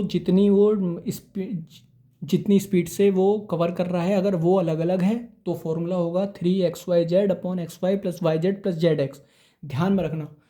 दूसरी सिचुएशन है, स्पीड के साथ साथ डिस्टेंस भी बदल रही है, जैसे पहले 9 किलोमीटर, फिर 25 किलोमीटर, फिर 10 किलोमीटर, और वो जो हमारे पास प्रति घंटे की रफ्तार है वो भी बदल रही है, तो फॉर्मूला क्या होगा, A plus B plus C upon में A upon X plus B upon X plus C upon x.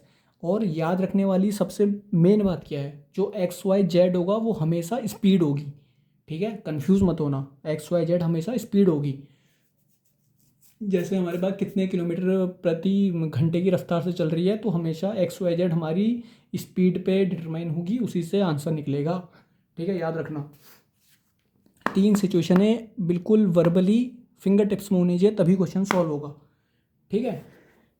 Arithmetic का आरबीआई असिस्टेंट के पेपर में 15 मार्क्स का वेटेज है, 15 मार्क्स बहुत होते हैं, ठीक है। 15 मार्क्स में से अर्थमेटिक में तो आपका एवरेज भी है, प्रॉफिट लॉस भी है, और क्या क्या टॉपिक हैं यार उसमें, रेशियो प्रपोर्शन है, और टाइम एंड वर्क वाले क्वेश्चन हैं, मतलब 4-5 टॉपिक हैं जो बहुत मोटे क्वेश्चन आते हैं, जिनसे अगर इसमें से 2 क्वेश्चन भी फंस गए भाई समझ लो 2 नंबर हो गए। अगर ये क्वेश्चन आप छोड़ दोगे 0 नंबर, कुछ भी नहीं मिलेगा। ये क्वेश्चन से अब इसलिए बोल रहा हूँ कि हर एक क्वेश्चन की अपनी इंपोर्टेंस है, याद रखना। और भाई बिल्कुल फॉर्मूले में रखने वाले क्वेश्चन है, अभी आप लोगों को मैं आगे एक्सरसाइज दिखाऊंगा ना, बिल्कुल सीधे फॉर्मूले रखोगे आंसर ही आएगा, इसलिए बोल रहा हूँ ढंग से देख लो, ढंग से पढ़ लो भाई।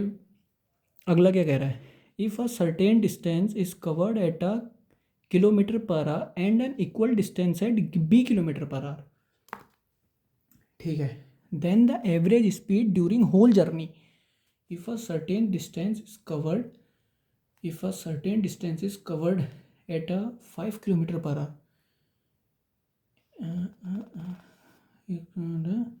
kilometer average away at an average speed of 50 kilometer per hour at and returns and an equal distance at b kilometre per our. तो यार ये क्वेश्चन सेम नहीं हो जाएंगे, क्योंकि हमारे पास भाई डिस्टेंस तो सेम है। अब क्वेश्चन क्या कह रहा है,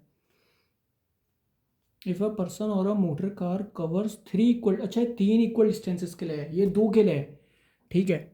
हाँ सही तो है, क्वेश्चन तो सेम है, मतलब जो सिचुएशन है आप लोग देखो तो उसमें 3xyz है, अपॉन में xy प्लस yz है, अपॉन में इसमें a प्लस बी है, ए और बी यहाँ पे वो है डिस्टेंस है। हाँ ठीक तो है यार, पहले वाला क्वेश्चन तो है, यहाँ पर भी आप लोगों के पास अगर आ जाएगा 3 थोड़ी रखोगे, फिर तो ये रखोगे 2ab upon a plus B. भाई सही हो गया ये क्वेश्चन, यहाँ वो हो गया इंगेज हो गया, याद रखना। अभी तक का 3 दिन का चल रहा था, 2 का आ गया है। A motorist travels to a place 150 kilometre away at an average speed of 50 kilometre per our.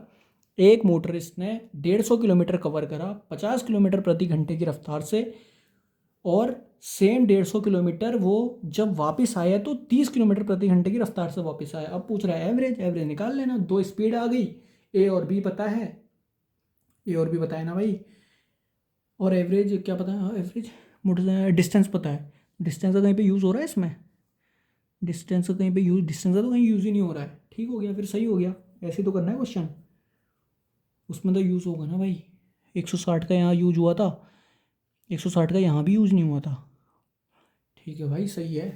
याद रखना, यहाँ 160 है, यहाँ 150 है, मतलब डिस्टेंस सेम है तो फॉर्मूले ये हो जाएंगे। अगर 3 डिस्टेंस कवर करेगा तो ये फॉर्मूला, अगर 2 डिस्टेंस कवर करेगा, 2 डिस्टेंस का मतलब भाई 150 जा रहा है, 150 आ रहा है तो 300 किलोमीटर हो गया एक हिसाब से। लेकिन आप लोगों को 300 रखना नहीं है। क्यों नहीं रखना है? क्योंकि 150 आगे, 150 मतलब 150 जितना गया था उतना ही आ गया, तो कई बार जीरो भी बताया था आंसर, इसलिए उसमें मत जाना, फॉर्मूले की तरफ जाना। फॉर्मूला हमारा जा रहा है 2ab/a+b, ये एवरेज आ जाएगी हमारी 37.5 किलोमीटर पर आवर। ठीक है, नेक्स्ट क्वेश्चन क्या कह रहा है, एज एंड एवरेज के क्वेश्चन आ गए जी। अब the average age of group of persons is x year. एक ग्रुप में कुछ बंदों की एज का जो एवरेज है वो एक्स ईयर है आज, and then after n year their average age will be x plus n year because, because में जाते हैं ना, बिकॉज क्या कह रहा है। लो जी, एक्सरसाइज भी आ गई। For a group of people first year is added to each person age every year. Question करें इसके सीधे। The average age of a family of 6 member is 22 साल। किसी फैमिली के 6 बंदों की एवरेज एज 22 साल है। फर्स्ट क्या कह रहा है, if the age of the youngest member be 7 year. जो घर का सबसे जवान लोंडा है, या मतलब जो भी जवान मेंबर है उसकी साल, उसकी ईयर जो एज है वो 7 साल है। Then what was the average age of the family at the birth of the youngest member. ठीक है, total number, total ages of all the member 6 into 22, 132 साल आ गई। 7 साल एगो इफ द यंगेस्ट मेंबर भी 7 ईयर, 7 साल ago total number of edges. भाई इसने क्वेश्चन में कुछ गड़बड़ कर रखा है। If the age of the youngest member, youngest member कैसे हो भाई, यंगेस्ट मेंबर की 7 साल कह रही है ना, कह रहा है ना ये, हमें यंगेस्ट मेंबर को तो पता ही नहीं है, लेकिन यहाँ पे कह रहा है 7 साल ago total sum of ages 132 minus ये। क्वेश्चन करते हैं यार, क्वेश्चन से ज़्यादा समझ में आएगा। अब एक्सरसाइज करते हैं बिना सॉल्यूशन देके, तभी आएगा, क्योंकि हम लोगों ने हर एक कॉन्सेप्ट क्लियर कर रहे हैं अपने दिमाग में। पहला क्वेश्चन क्या कह रहा है, in a coconut grove x plus 2 trees yield 60 nuts per year. एक कोकोनट का पेड़ है, x plus 2 yield 60 nut per year. x plus 2 trees, x plus 2 trees 60 nut per year निकालते हैं, देते हैं। x trees yield 120 nuts per year and x minus 2 trees yield 189 nuts per year. If the average yield per year per tree be 100, then x की value पूछ रहा है। अच्छा, कुछ नहीं करना भाई, ये कोकोनट में मत जाना। क्वेश्चन क्या कह रहा है देखो, हमें x प्लस 2 दे रखा है, मतलब हमें नंबर ऑफ ऑब्जर्वेशन दे दिए हैं। x प्लस 2 दे दिया, x दे दिया, x माइनस 2 दे दिया। ठीक है, नीचे हम लोगों ने टोटल नंबर ऑफ ऑब्जर्वेशन निकालना है। टोटल नंबर ऑफ ऑब्जर्वेशन क्या होते हैं, 60 नट, 180 नट, 60 नट और 180 नट। देखो 60 प्लस 180 और एवरेज दे दिया, एक्स की वैल्यू पूछ। बहुत ही चूतिया क्वेश्चन, खाली क्वेश्चन में उलझा रखा है, कुछ नहीं कर रखा है। एवरेज दे दिया 100, एवरेज दे दिया 100, एक्स की वैल्यू निकाल लो। X plus 2 plus X minus 2, minus 2 से प्लस 2 कट जाएगा। X plus X 3x upon 180 और 60 240, 100 ये है, 100 140, 100 3x is equal to 100 into 240 upon 3। X की वैल्यू हो जाएगी 380। ठीक है, 380 ये एक्स माइनस 2, ये एक्स माइनस 2, एक्स ट्रीज भी दे रखा है इसमें। ठीक है, करके देखते हैं क्या हो रहा है। ये हमारे पे x की वैल्यू आ रही है, लेकिन देन x तो यही तो होगा। इफ़ द एवरेज, भाई एवरेज दे रखा है ना इसने 60। अरे यार 120 नट और हैं यार, मैं तभी तो बोल रहा हूँ 120 नट और हो गए। 120 को आप लोग अब जोड़ोगे, कंडीशन बदल जाएगी। 120 और 180 300, 360, 360 को यहाँ इंटू करो, 360 ये हो गया हमारा, 360 आ गया ना। 100 दे रखा है average tree per year 100, x+2, इसमें से हमने -2 + 2 हटाया, 3x ये आ गया, 3x/360 इज इक्वल टू 100। ठीक है, 3 से ये हटा दो 120, x इज इक्वल टू 100 × 120, ये तो वैल्यू आ जाएगी ये बहुत ज़्यादा। आंसर क्या आ रही है इसका? इसने कैसे सॉल्व कर रखा है? अभी इसने भी तो मेरी तरह कर रखा है, लेकिन इसने x+2 × 60 कितने नट्स हैं, x+2 ट्रीज यील्ड x+2, अच्छा जो वैल्यू मैंने नीचे करी की है ये वैल्यू इसने ऊपर रखी है, x+2 trees yield 60 nuts per year. यार हमने कहीं पर गलती कर दी क्या? अरे यार ये क्वेश्चन पता है कैसे होता, सॉल्यूशन को तेल लेने जाए, x+2 को एक बार के लिए राम मान लो, श्याम घनश्याम 3 आ गए। हम लोगों ने ये था ना टोटल, ये नीचे रखना है, मतलब टोटल नंबर ऑफ ऑब्जर्वेशन हमारे पास ये है। क्यों? क्योंकि कह रहा है in a coconut grove tree, tree दे रखा भाई, ट्री मतलब बड़ा हो गया ना, बड़ी चीज़ हो गई कि क्या चीज़ें प्रोड्यूस कर रहा है, 60 नट, 120 नट, 180 नट। ठीक है, ठीक ठीक, क्या कैसे करना है इसको, x+2 × 60 + x × 120 + x-2 × 180 अपॉन में राम श्याम और घनश्याम को तीनों को जोड़ दो, x+2 + x + x-2 is equal to average दे रखा है, x की वैल्यू आ जाएगी 4। ठीक हो गया। अगला क्वेश्चन क्या है?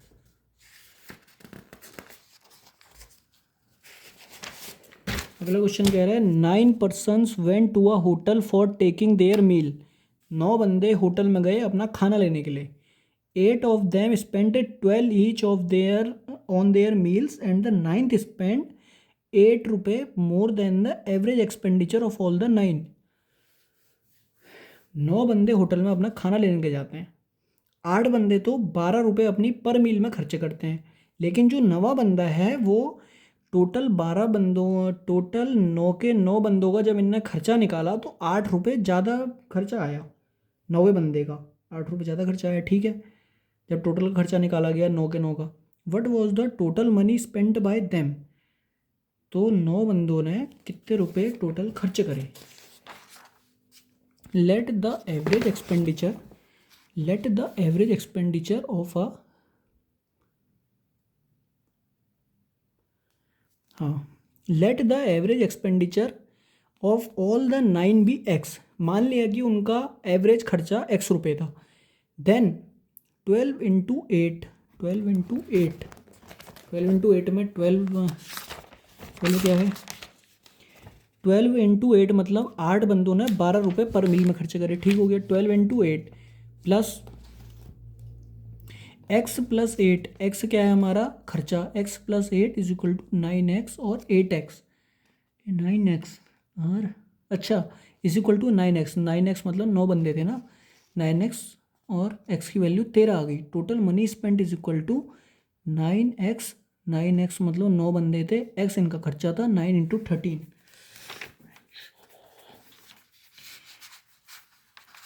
8 बंदों ने 8 रुपये पर मील में खर्च करे, प्लस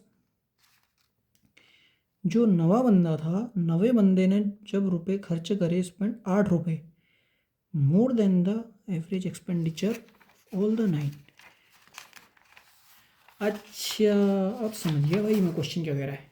ठीक है, क्वेश्चन कह रहा है 9 बंदे होटल में खाना लेने के लिए गए, 8 बंदों ने तो अपना जो मील लिया वो 12 रुपये पर बंदे ने पे करे, लेकिन जो 9वां बंदा था उसने 8 रुपये ज़्यादा दिए।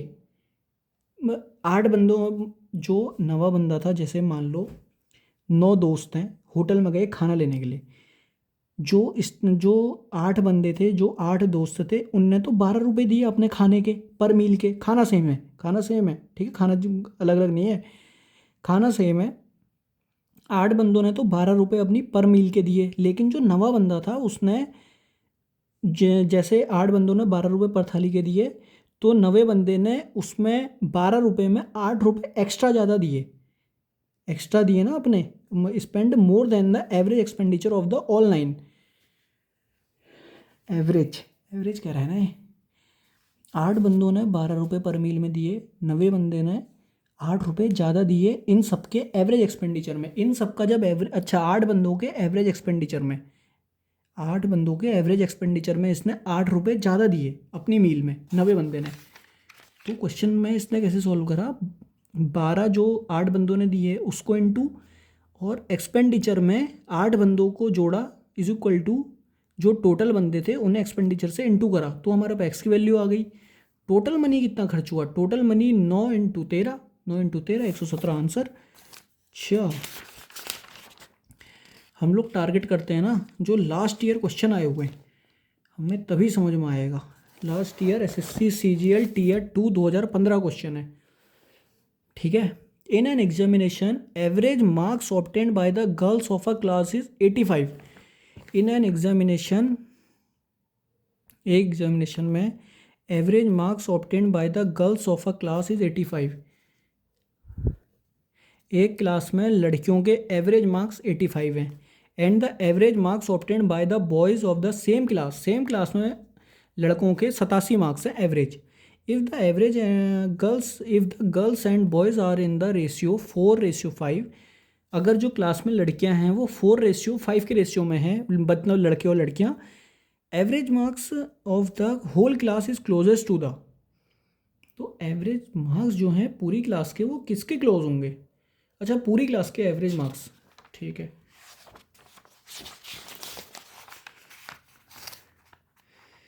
फोर इंटू 85 मतलब लड़के की, 4 इंटू 85 तो लड़कियां हैं, 4 लड़कियां हैं ना, हाँ 4 लड़कियां हैं, 4:5 में लड़कियां हैं, तो जो लड़कियों के रेशियो का है उससे आप लोग लड़कियों के मार्क्स को इंटू करो, प्लस जो लड़के हैं उसमें लड़कों के मार्क्स को इंटू करो, अपॉन में 4 + 5 करो, तो आंसर आएगा 86.1। 86.1 भाई साहब सीजीएल टीयर 2 का क्वेश्चन है, इतना गंदा question, easy. 3 science classes A, B and C take a life science test. 3 science classes A, B and C take a life science test. The average score of class A is, भाई जैसे school में PCM के अलग अलग section होते हैं ना, A, B, C, D, एक ही क्लास में बच्चे थोड़े आते हैं इतने, मानो 3 सेक्शन है साइंस सब्जेक्ट के 3 सेक्शन है A, B, C। The average score of class ए, जो क्लास ए है, जो सेक्शन ए है, उसमें जो एवरेज बच्चों का साइंस लाइफ साइंस का जब टेस्ट लिया गया तो एवरेज स्कोर ए क्लास के बच्चों का आया 83, बी का आया 76, सी का आया 85। The average score of class A and B is 79। A और बी का जब स्कोर निकाला गया एवरेज तो आया 79, and average score of B and C का जब निकाला गया आया 81। Then the average score of classes A, B and C. Then the average score of classes A, B and C is, average पूछ रहा है A, B और C का, A, B, C, D, अच्छा तीसरे का, हाँ A, B and C, 83, 76, 83, 76, 83, 76, 85, 79, 85, 17, 85, 76, 85 और 76, अच्छा 79 और 81 2 क्लासेस का दे रखा है। डी का पूछ रहा है, A/B इज इक्वल टू 3/4, 3, 4, 5 कहाँ है इसमें,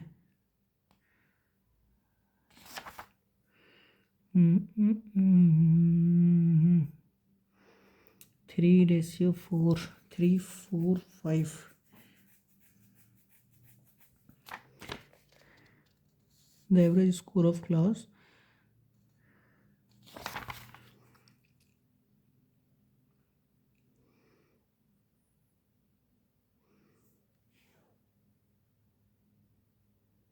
अच्छा ठीक है। जब आप 76 में 79 में से 76 को घटाओगे 3 आएगा, 83 में से 79 को घटाओगे 4 आएगा, यहाँ आप लोग 81 में 4 जोड़ोगे 85 आएगा, 81 में से 76 को हटाओगे 5 आएगा, तो इसने एक रेशियो निकाल लिया अपने पास। A रेशियो B आया 3:4, B रेशियो C आया 4:5, ABC तीनों का रेशियो आया 3:4:5। एवरेज निकालने के लिए 83, 76, 85, 83, 76, 85 तीनों क्लासों के बच्चों का एवरेज अपॉन 3, 4, 5। भाई साहब ट्रिकी क्वेश्चन है। Then the average score of classes A, B and C।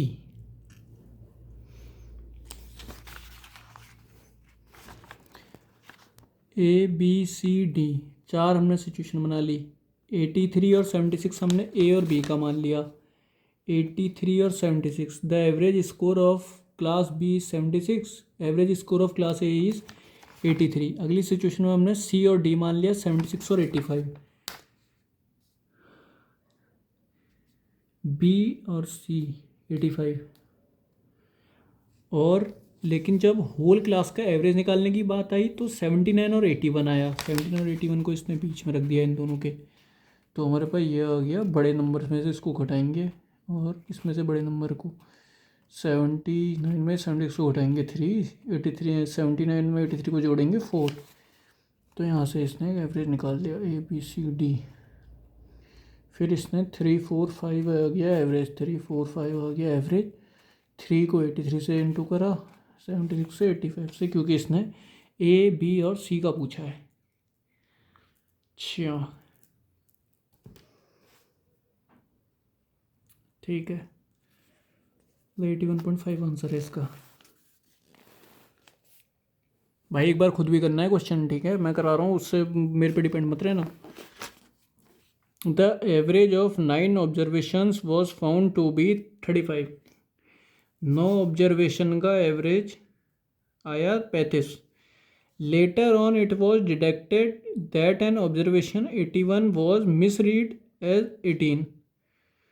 it was detected the observation 81 was misread as 18. The correct average of the observation is 23rd. कहाँ 23rd? ये